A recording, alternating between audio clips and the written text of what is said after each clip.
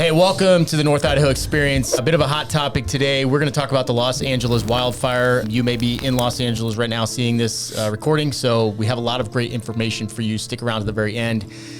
Dave spent a long time as a firefighter, all the way to the rank of fire captain in San Bernardino County, and I lost my home in a wildfire in 2018 up in Northern California. So we have some experience to bring to the table on this. We're going to dive into some of the science behind fires. I'm going to share some of my experiences dealing with the loss of a home and what you should do right after losing your home, because there are some very important steps to jump into that'll help mitigate some of the challenges that you might be facing. Also, we're going to talk about Idaho because, you know, we both found Idaho. It's a safe haven for conservative people, and you guys might find it's a good fit for you as well. So that's the video. Jump on in and we'll dive into these topics and see what comes up.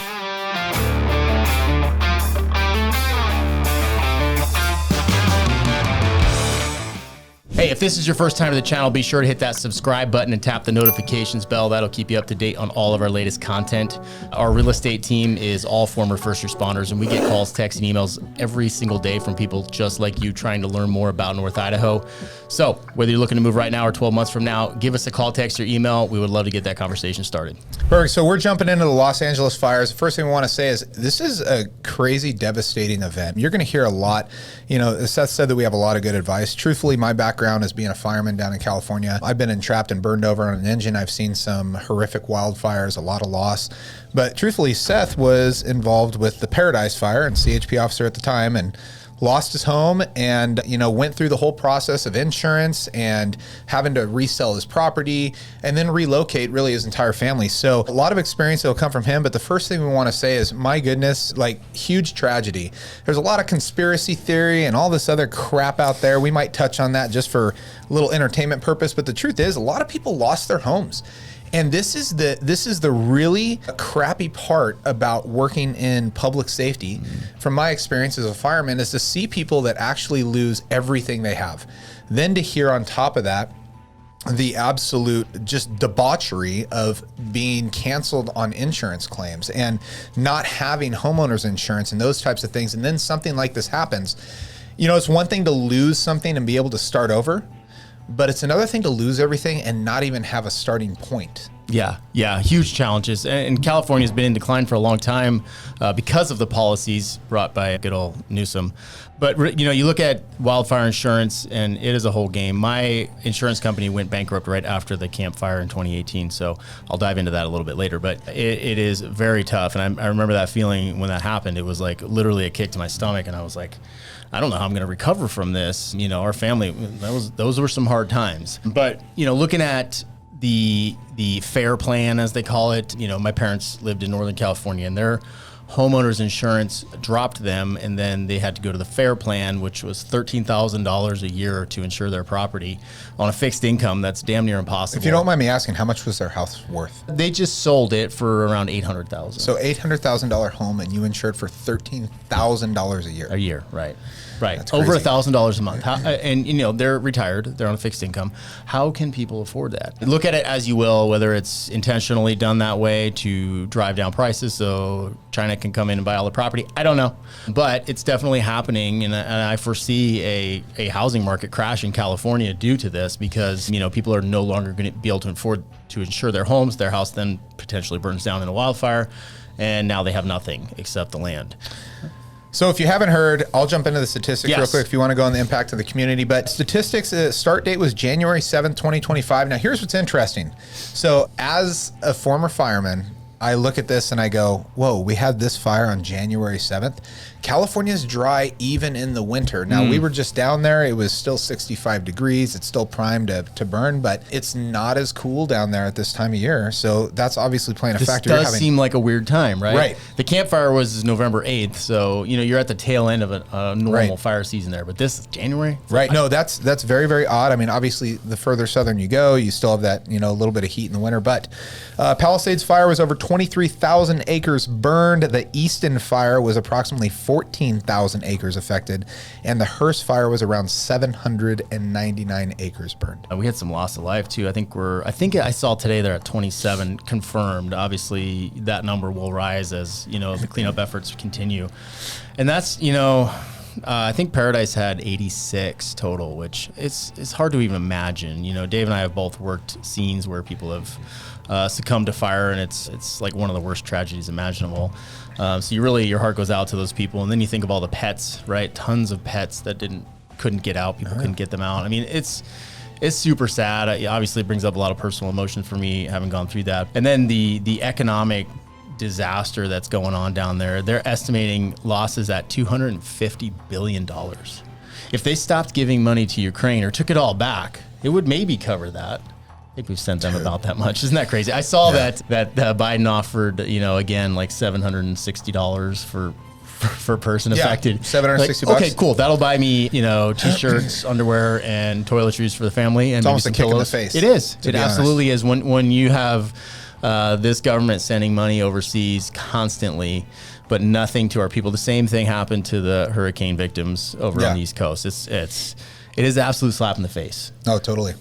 So let's go into a little bit about the fire. So this is interesting because this is where a lot of people get fired up, right? They're like, no, this is not right. This was direct energy weapons. This was targeted, all this stuff. Look, I can tell you. Roofs. Right. So I have retreated into a fire engine as we were being burned over on the Sawtooth Fire in 2006 up in the desert. I know what it's like to deal with rapidly changing conditions, to deal with area ignition, to deal with a fire that is spotting a mile ahead of itself. If you don't know what that means the main front of the fire is here, and it's actually starting fires from embers a mile in front of the head. So, there's a lot of people that have reached out and they've asked, and I hear about, they think this was a government conspiracy. There's all this stuff. The truth being told is, there's a couple things I'll jump on. But the first thing is when you introduce wind, there's 3 factors when we consider wildland fires. Okay. It's wind, fuel, and topography. Fuel and topography, you can mitigate a lot of those. Okay. You can mitigate those with a lot of fire breaks, with cutting underbrush. There's a lot of things. Topography is going to be, for the most part, pretty regular and pretty uniform to where you know where a fire is going to burn. No other conditions given. If you start a fire at the bottom of the hill, it's going to burn upwards in a V-shaped pattern, right? So you can expect that. Mm-hmm. When you're talking about fuels, we're talking about bushes, trees, shrubs. Obviously, a smaller, lighter, flashy fuel like grass is going to burn really fast. Then you're going to have your medium fuels like California chaparral, which is going to last a little bit longer and a little bit hotter. And then you're going to have your big timber. Your big timber, you can't throw a match at big timber, right? It's got to start small and it's got to work its way up. So you can mitigate fuels, and one of the best ways to protect big timber is to remove the underbrush. Not allow what we call ladder fuels, where you have small brush catching fire, to medium fuels, and then getting up into big timber. That's what we don't want to see happen. So it can be mitigated. What you can't mitigate is the wind. If people really want to look at this, when you look at what wind does to a fire, there is no stopping it. Look, I am so impressed with all of the firemen and first responders that went down there, but you could have had every person in place. You could have had the best water system available, and you would not have necessarily changed anything that would have happened. The perfect analogy is if you've ever burned a brush pile, which you're probably not allowed to do in California anymore, but up here in Idaho, you can do that. And you've taken a leaf blower to get it going, right? And that's exactly what's happening here. You've got 70 to 100 mile an hour winds. That is completely insane. Yeah. Just stoking those fires. And they get ripping, man. Obviously you know this, you're a firefighter. So if you are new to this channel, I was a CHP officer in Northern California. So a little bit different, but I went to a lot of wildfires as well. And for example, the campfire up in Paradise, that got into the big timbers like you were talking about. I have never seen flames like that. Literally hundreds of feet in the air, because these pines are enormous. And you're just looking at it and you're like, there's nothing on earth that can stop that. I don't care if you airdrop 1 million gallons of water on it, it's not stopping. You know what's funny? You get the candle on candle effect. So if you take a match or 2 candles and you hold them out sideways, you'll see that the flame is, let's just say, 1 inch. But if you put one above the other, you now all of a sudden have a 4-inch flame. Straight up fire science. Yeah, right there. I'm not kidding you. So, the other thing that people were really mad about, they said there's not enough water. The fire hydrant system was empty and everything else. Look, there is not a hydrant system on the planet that is meant to defend 20,000 homes at the same time. Right. That's not what happens. You can't have that much water coming out of it. No, and even if you could, I'll tell you this. I have been on fires where I have a 1,500 gallon a minute. It's called a master stream. It's on the top of deck. A lot of different slang terms for it. On top of a fire engine that's flowing as much water as possible. And I've seen it like pissing in the wind. I mean, literally throwing it out there and nothing is happening. So these fires were going to do what they were going to do. Yeah. And when they were started, which I believe it was intentional, this wasn't a dry lightning strike. It doesn't surprise me at all. Right. And whether it's government, whether it's conspiracy, whether it's somebody with narcissism, right. They started it at the right time. They knew what they were doing, because when you start it with these fires or with these winds, you can't stop it. It's going to burn until the winds go down. That's just a fact. I remember on the campfire early in the morning, I'm out there trying to do evacuations, and I'm talking to a CAL FIRE guy, and it was not as windy as LA, right? We're dealing with like 40-mile-an-hour winds, but that's still really windy. And, just watching the smoke blowing sideways, and I'm talking to a CAL FIRE guy, and I'm like, hey, like, how's the fight going? He's like, oh, no, we're not doing anything but evacuate people. There's nothing we can do. And like, that hit me. Oh, okay. Like, I've never seen that before. I've been to dozens of fires and never seen it to that level. So that wind is a huge factor. Yeah. So if you're mad at first responders, you think the firemen didn't do what they could do, man, I'll tell you, you're just wrong. I mean, those firemen, those cops, the people that went out there, they really put their lives at risk when there's really not a whole lot that they can do in terms of changing what that happens with that fire. But maybe they're driving along and they found somebody that was running for their lives and were able to throw them in an engine and get them out of there. There's a lot of things that they did that were good, but they really are helpless. Yeah. It sucks. So tell me, is some of this due to poor forestry management in California? I don't think so. I mean, California has, right, they want to save every tree, so they let everything grow, get overgrown, you get bark beetle. It sucks. They have terrible forest management. But somebody just asked this question about Idaho. They said, oh, does Idaho, do they manage the forests better? Do they have fire breaks? Look, you can have a fire break. Oh, yeah. And California has fire breaks. I mean, they are the number one, right, at understanding fire weather and fire behavior. Don't let that fool you. California, CAL FIRE knows what's going on. Oh, they're good. Right? So a fire break is meant to stop, we talked about the three things: fuel, topography, and weather. It's meant to stop fuel, and it's meant to stop topography. They're strategically placed with the topography to stop a fire from moving, and you remove the fuels. If there's nothing to burn, the fire stops. When you add wind to that, you can have a mile-wide fire break. If that thing is throwing embers and it's that hot, it will jump a mile-long break. And I don't know of any mile-long breaks. No, that's not. I know probably maybe a lake. Yeah, exactly. And they'll jump those. Yeah. For example, back to the campfire. So in my own personal experience, that fire was spotting miles ahead, and you'd be out, the fire is miles away, but literal embers are falling and they hit the dry leaves, and you can watch a little fire sparking up, and you're like, oh shit. Yeah, there's no stopping. There's no stopping that, and it's millions of things. It's happening everywhere. So that fire is just like rolling over itself. Yeah, I mean it's pretty terrifying. Can I talk about the blue trash cans real quick? Yes, please. So there's all these people with the direct energy weapons, right? Yeah, now I am a conspiracy theorist. I'm all about it. By the way, if you haven't listened to this channel, we are all about North Idaho, and you may or may not have heard about North Idaho, but yeah, we dabble in that a little bit. Okay, so that is true. Yeah, I have no problem with that. But there's all this direct energy weapons. Oh, anything blue doesn't burn. Somebody was showing photos of all the burned down houses and then the blue trash cans that were still there. I'll tell you this: you could paint those trash cans whatever color you want. And the reason they didn't burn is because those houses burned because embers landed on those houses and found a fuel source.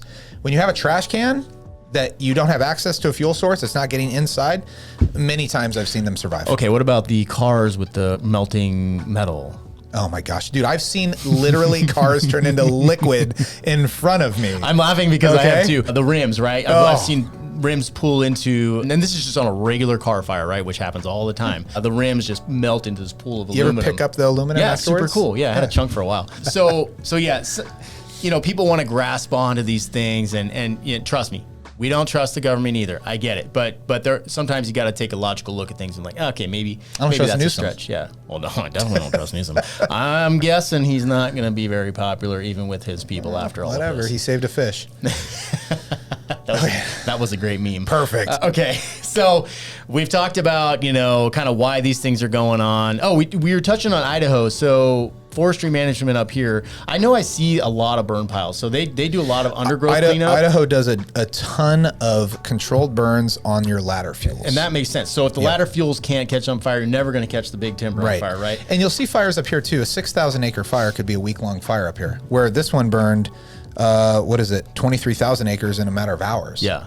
Right, big difference. Big difference. So you don't have that. You don't have that wind drive. Everything is fuel and topography driven up here. Yeah, we do get wildfires. You'll see them kick off in the mountains, and you know the way I used to describe it at work as a chippy was you see it looks like a nuke going off in the mountains, and when I see one of those, like it's creating this mushroom cloud, I'm like, okay, I'm gonna be on overtime for another day because this is going to go for days, right? You see those here, but they never really hit that like nuke level. That's the difference. And I'm guessing that's, like you said, the ladder fuels. And I'm not a fire scientist like yourself. We had a guy call in a fire one time like that. Like a nuke? Yeah, I said comm center medic engine 23. I have a large column of overtime on the horizon. All right, no, there we go. Nicely done. So this next subject is really all you, man. This is super personal for you because you lost your home. And if you're watching this and you're like, man, we lost our home, what's the next step? This guy went through that. Like his family, I've heard the story and it's crazy. I might be able to help because we learned a lot of lessons along the way. It's very critical to make hard decisions and make them faster than everybody else, and that will save you in the end, and I'll explain that in a minute.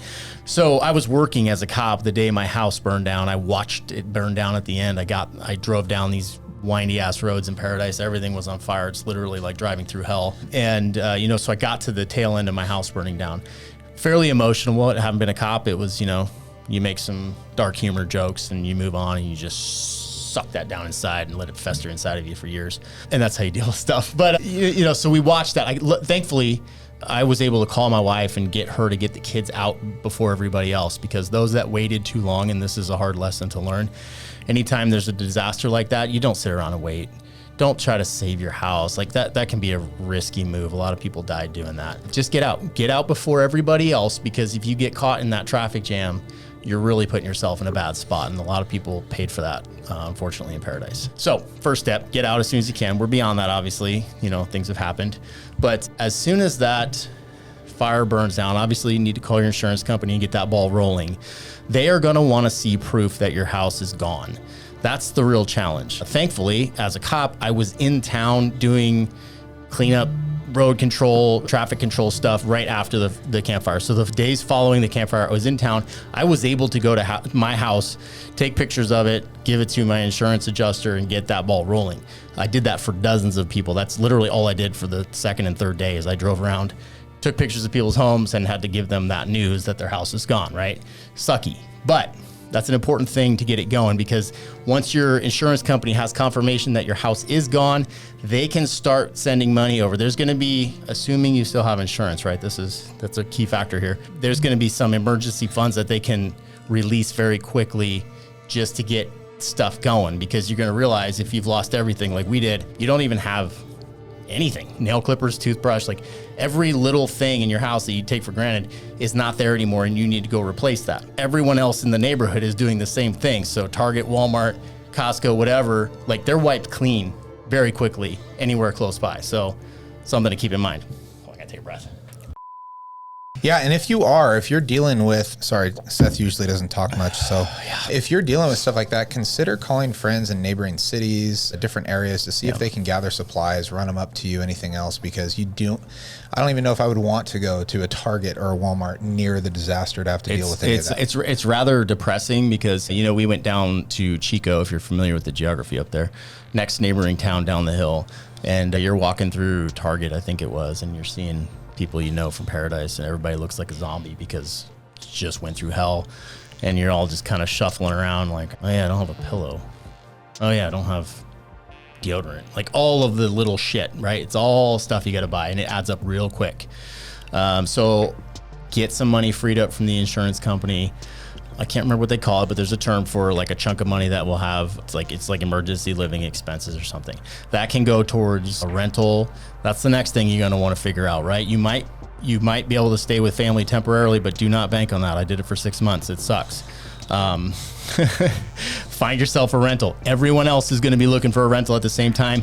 Beat them to it. Take care of your family. Figure that out. Get a rental. I knew a lot of people lived in trailers. That's tough. In like an RV, right? That can be very hard, especially if you have pets and stuff like that. So find a house. You just got to accept it. Your shit's gone. Figure it out. Go make that difficult choice and find yourself a rental. How about your lot? Okay, so this is important. We did this right away. as soon as they let you back in. So there's going to be a time frame. It was probably a solid 4 weeks before people were allowed to go back into Paradise, maybe longer. It was incredibly long and very difficult. People got really pissed off. I have mixed feelings on that, right? You have government entities telling you that it's not safe. Sure, it's not entirely right. They're cleaning up power. There are power lines, power poles, trees, everything across all the roads. It's a complete disaster.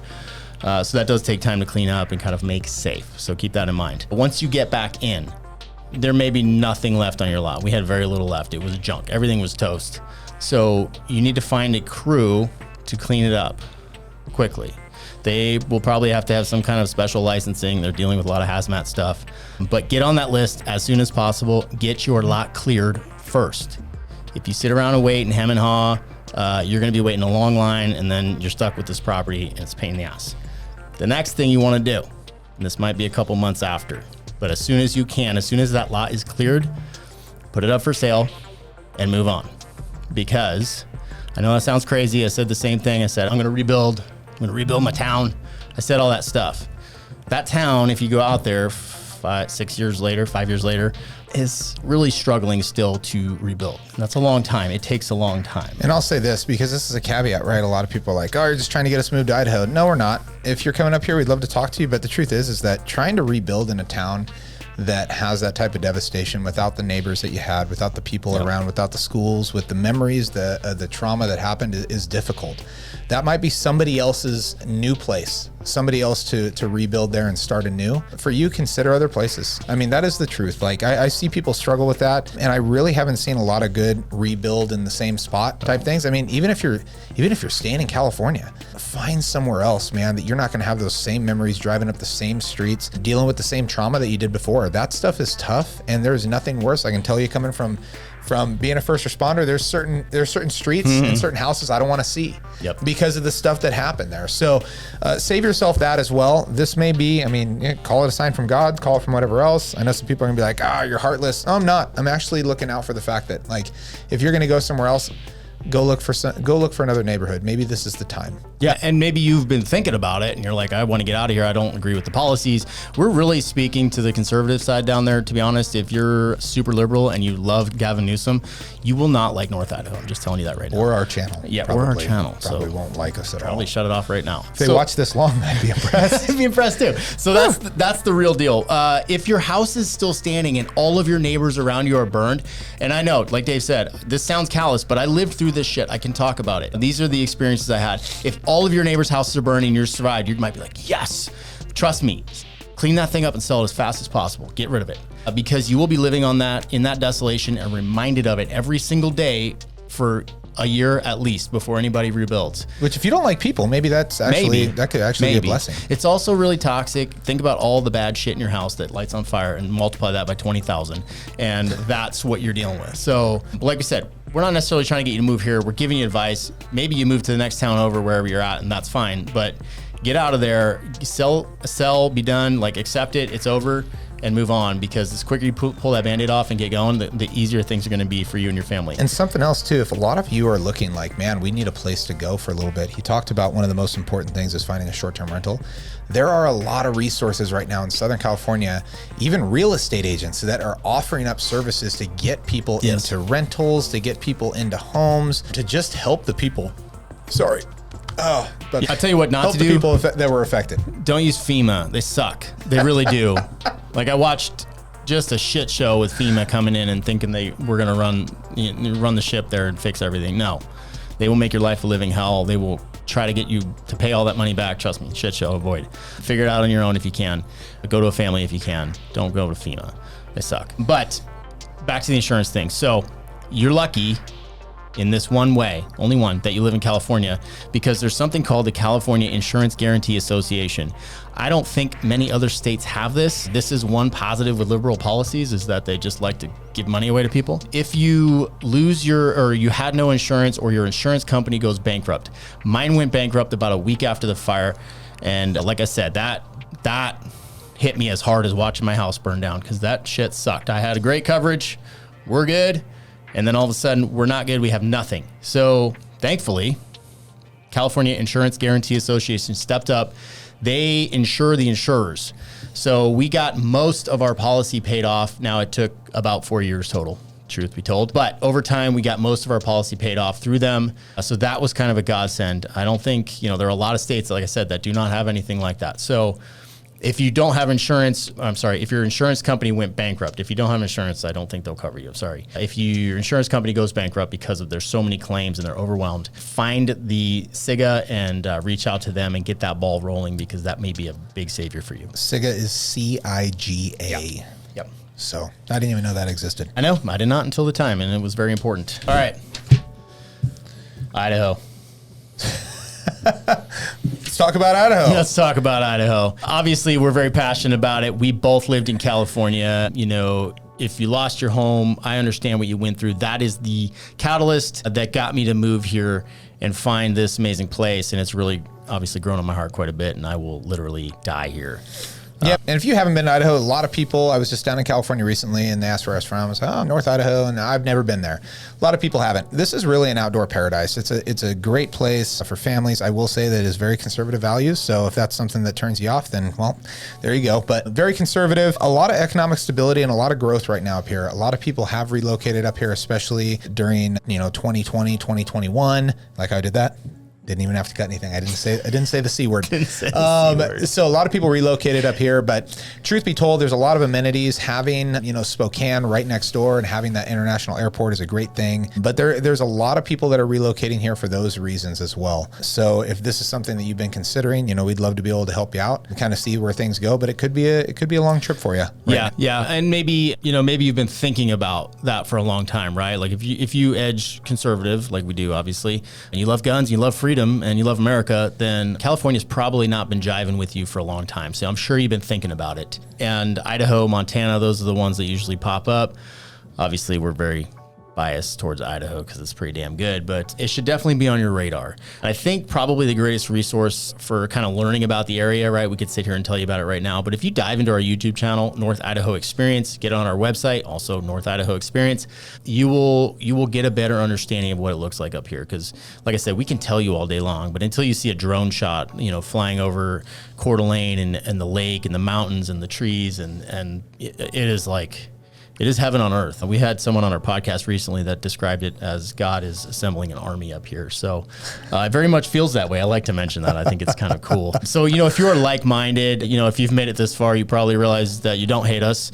And then, maybe it's a good fit for you and it might be worth checking out. So like I said, hit up the rest of the YouTube channels, hit the subscribe button, tap the notifications bell, do all the stuff, and prepare to dive down a rabbit hole of awesomeness, courtesy of Dave and myself here. So you're welcome for our service. Yeah, if you got questions, reach out. A couple other things real quick if you don't know about Idaho. We just wrote down a few bullet points real quick. A little lower population density than you would find in a lot of 2 million people in the entire state. There you go. Yeah, we don't have a lot of votes in Congress. So, but yeah, 2 million people in the entire state. Obviously, Boise being the largest area. Boise. No, I can't say it like that. You got to drop your hand down when you say it like that. And then the southeastern corner of Idaho being the next biggest density, and then up here in Coeur d'Alene in the Panhandle. We are all the way up north. We are on the Pacific time zone. We kind of laugh and say that these top 5 counties are a completely separate state. We call it North Idaho, or I think we're trying to do upstate Idaho. Upstate Idaho, we're bringing that back. I'm getting shirts made, by the way. Yeah, we're gonna have shirts for upstate Idaho. Yeah. Really cool atmosphere. Like I said, it's a growing community. People that come up here that thrive. A lot of times own businesses. They're entrepreneurs. There's a lot of opportunity to build the infrastructure in this area. Yeah, lots of great energy. If you get online and you go to CNN and ask about Idaho, it'll tell you it's racist and a bunch of other bullshit, but disregard. We've done some great videos on, some of the myths out there and some of the nonsense that gets thrown around. Not true. But once again, if you are conservative minded, let's put it that way, I'll be nice, then you will probably like it. If you're not, you might not like it. That's cool. We're good with that. Great place to visit. Yeah, that's it. Let's call it. That's really. I have more bullet points. Yeah, I know. We're good. Yeah. We got you for 30 minutes. Thank you. Honestly, any of you that have been affected by this, our hearts go out to you. It absolutely 100%. Sucks. If you are looking for resources or anything else down in Southern California, please do your research. Find some people that are looking to help. Heck, if you have questions, we have no problem hooking you up with people down there that can probably help you or at least get you tied in with another community. But man, what a tragic loss. I just flew over the Pacific Palisades 2 days ago. Not a whiff of smoke in sight, but I know how quick that stuff goes out once the wind stops. So, but yeah, really rough. Seth. And I'm happy. My name's Seth, if you don't know us, and Dave. And, you shoot us a message on there, shoot me an email if you have specific questions on things that we did following the fire, because, it's a process, right? It took us a long time to recover from that. Here's my best advice. Don't adopt the victim mentality, adopt the victor mentality, and make the hard decisions, move on. And, it's a good lesson for your kids, if nothing else, teach them resilience. Have a good day. Later.